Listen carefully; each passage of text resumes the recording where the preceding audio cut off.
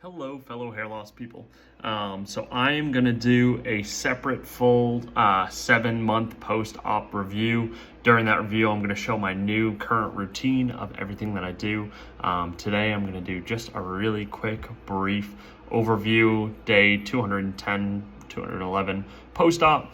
For those of you who have been following along or have not been following along, I got a hair transplant from Dr. Gurr through the Fucabular Clinic on February 13th of 2022. And this is how it looks. So I got 2,500 hairs done, or grafts done in the front hairline, and then I got 1,500 done on my crown area. I know last time I talked about my hairline had been kind of critiqued and criticized by people in the forum, and this is just something that I want to show you guys. So I'm sitting in my office right now, and I've got extremely harsh lighting overhead, and I want to show you what it looks like in this extremely harsh lighting. You can see this right hand side under extremely harsh lighting. I mean, that's indistinguishable. I don't care who you are. I don't care how good your eyesight is. You can't tell that this is transplanted hair, really. You got to really look hard to be able to tell.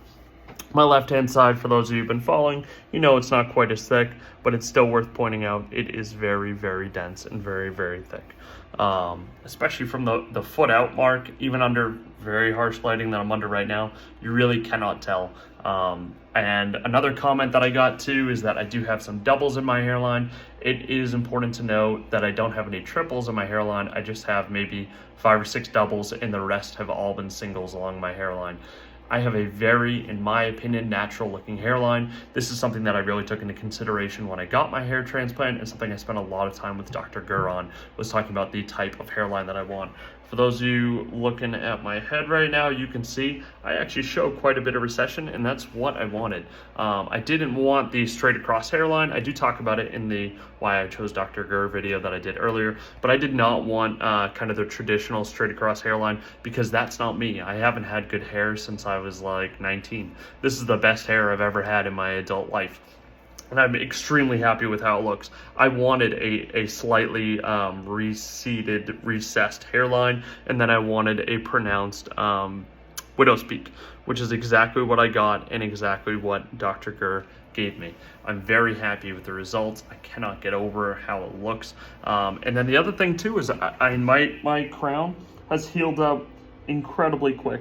For those of you who have looked at my pre-op photos, you know that my crown area was pretty bad. I had pretty bad balding. It was pretty much, I had a big U shape that was completely bald. So that's grown in quite a bit. I do expect that to get a little bit more dense. I do expect my left side to get dense, and I can actually feel some bumps of hairs starting to come through my my hairline on the left-hand side.